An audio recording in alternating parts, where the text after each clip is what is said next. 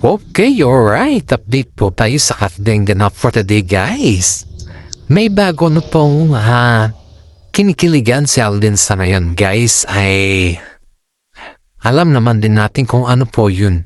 Isang napaka-gandang bike, napaka-expensive bike na kung saan po ay yung mga pyesa ng kanyang bike ay binili pa niya dun sa Korea. Oh my God, Alden.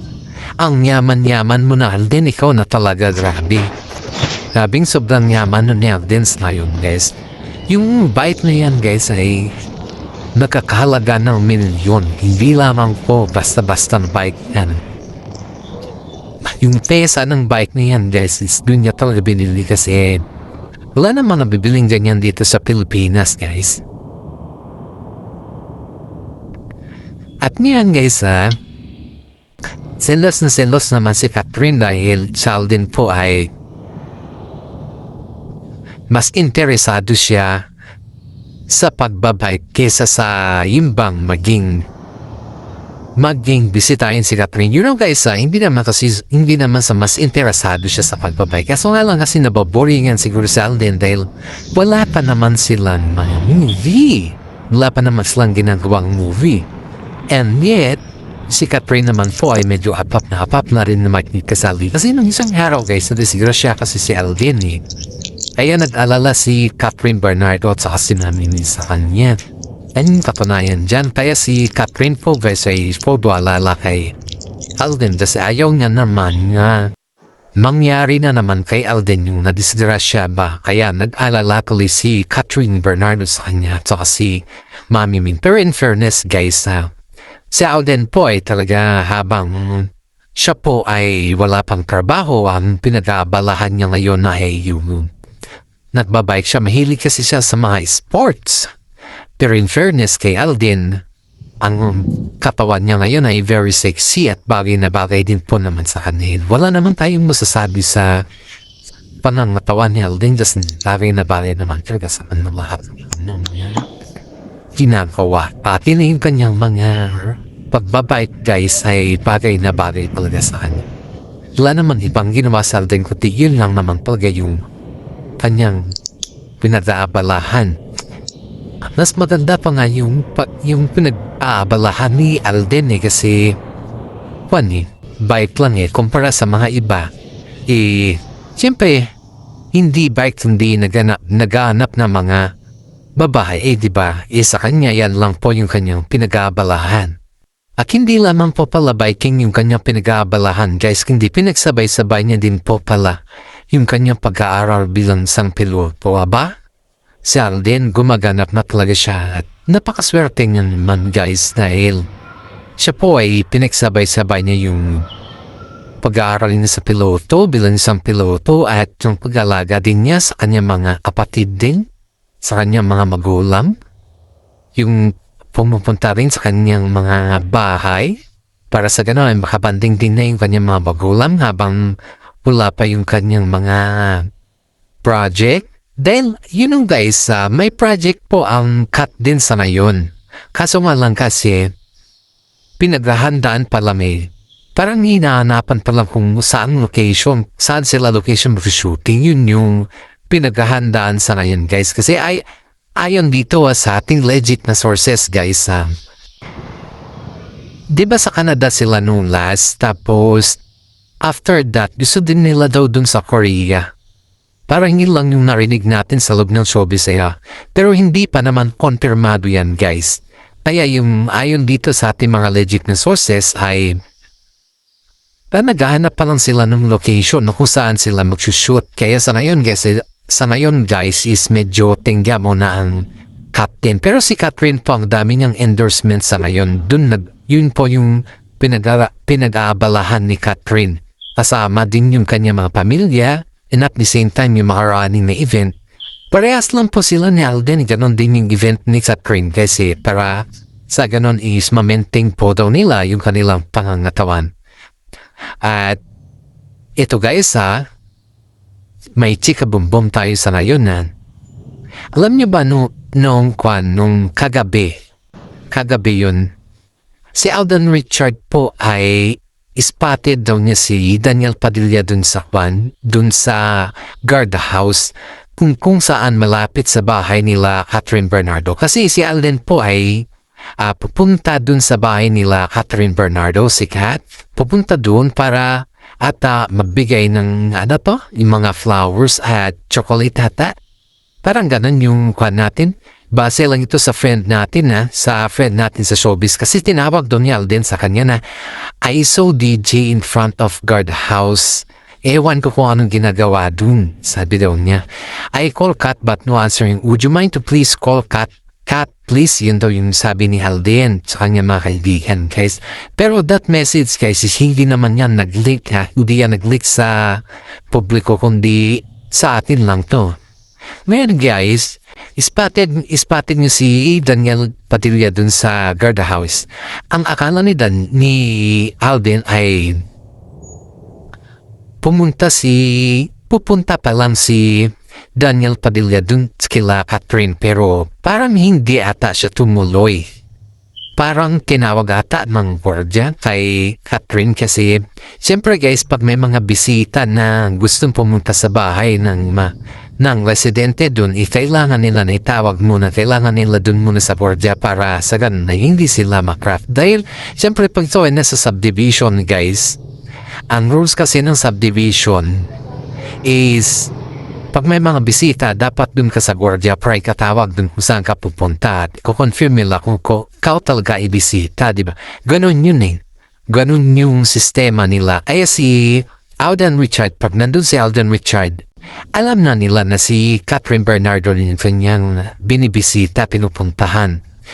Ngayon guys, nakita ni Alden si DJ dun ang tagal daw niya dun tapos nakapasok na si Alden. Nakita daw ni DJ na nakapasok si Alden.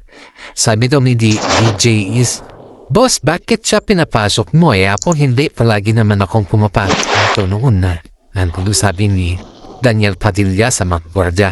Sagot lang naman daw ng mga gwardiya sa kanya guys is, Boss, iba yung noon at iba din yung ngayon kasi may kabilin-bilinan sila sa amin na pag ikaw daw ay gustong bumisita pumasok sa bahay nila, dapat itatawag muna namin sila. Tatawag ka namin muna para sa confirmation po kasi kami din po ay mapapagalitan ng management kapag ganoon. That is the rules, sir, sabi daw ng isang gwardiya. Pero tama naman yung gwardiya guys pag may alituntunin yung isang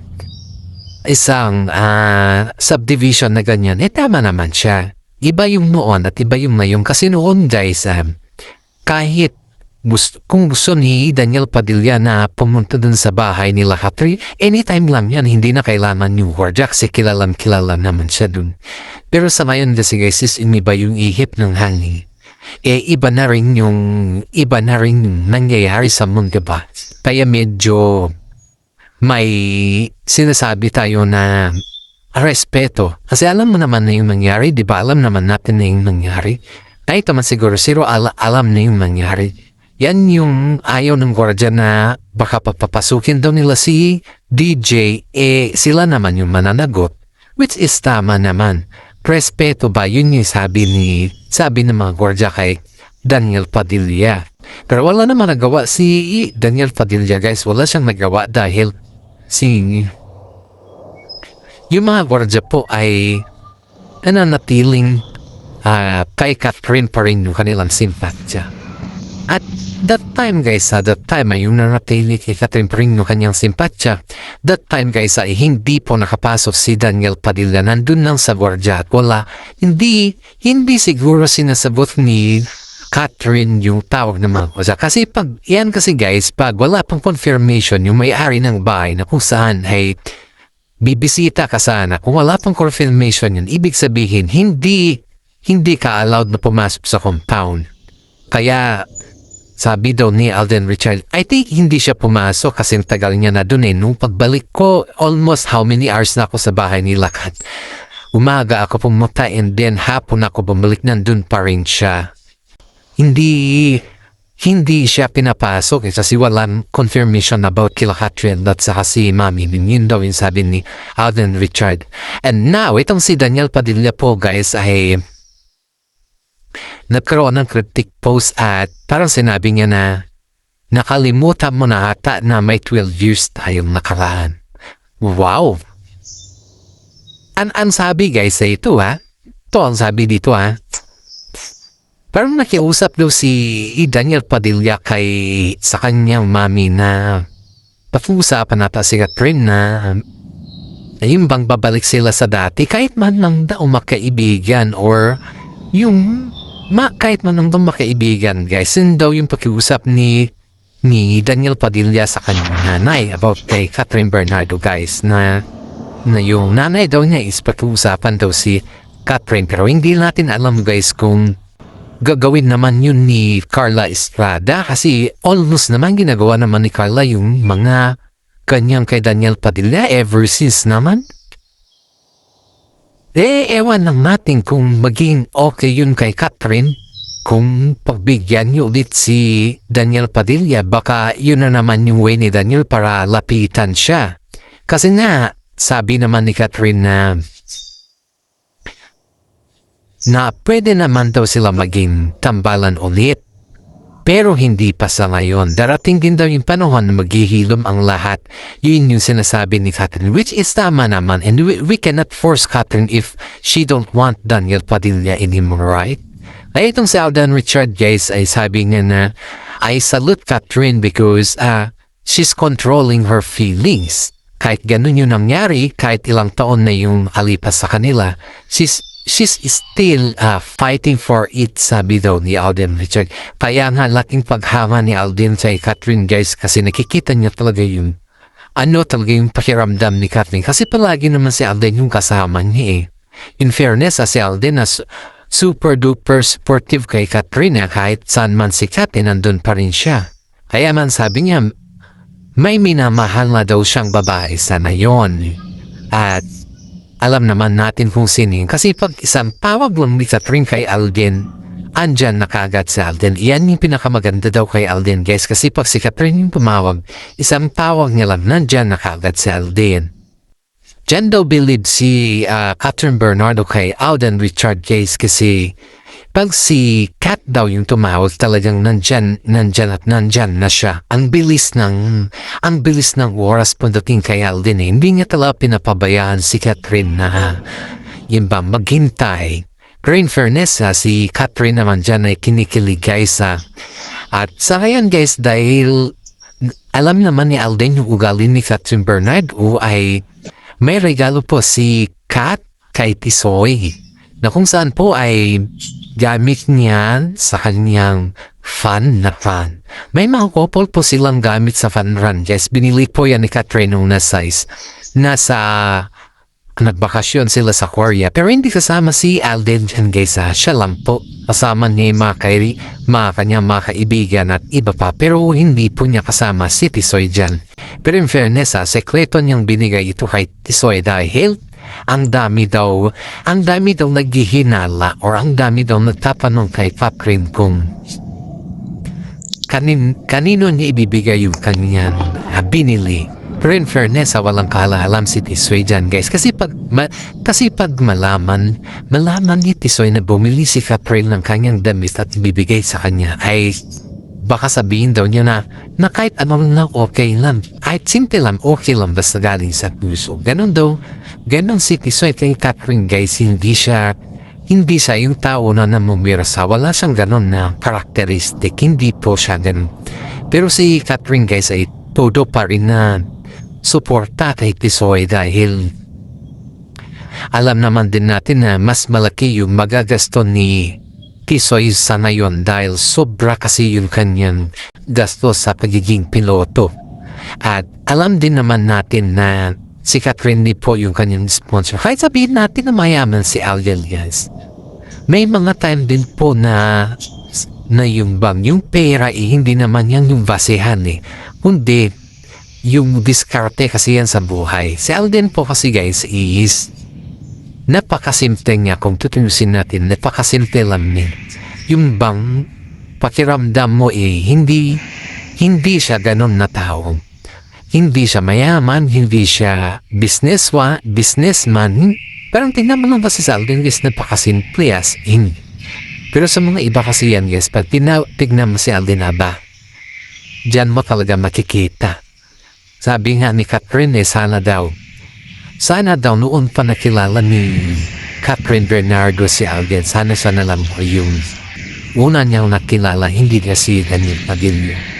In fairness, nagtagal sana yung relasyon nila Alden Richard at saka si Maine Mendoza, kung hindi naman din bumitaw si Maine, di ba? Kung hindi naman din bumitaw si Maine, at saka wala naman kasing relasyon sila Alden sa si Maine noon, guys Dahil hanggang sa pelikula lang mga yun. Kasi may boyfriend naman si Maine noon na non-showbiz. Yun yung totoo dyan.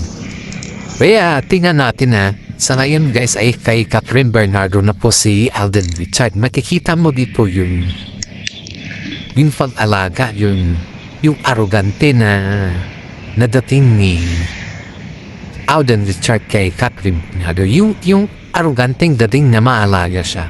Yung napakabait niya, yung kitang-kita mo dito yung flowing niya sa lahat ng dali.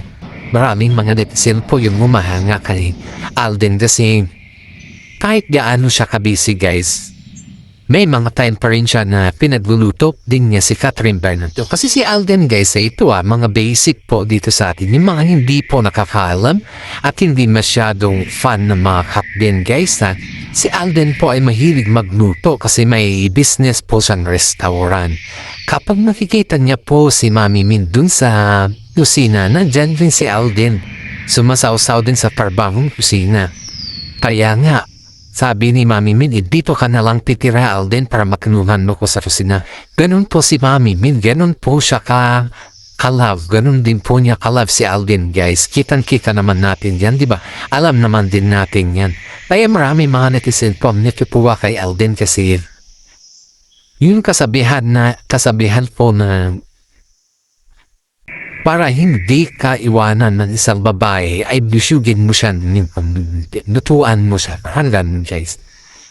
Yun yung stomach first before others, ganun po yun Yan po yung panresa, yan po yung kasabihan natin.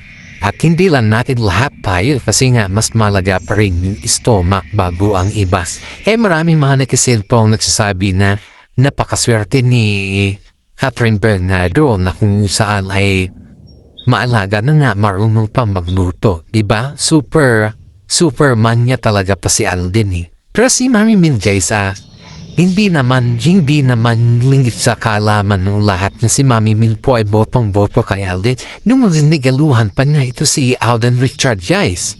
May isang relo. Parang pasasalamat niya dun dahil sa sobrang lasing ni Catherine noon sa kanyang birthday ay si Alden po yung nag-alaga sa kanya. Yun yung time na rinigaluhan kay na si Alden Richard ng relo.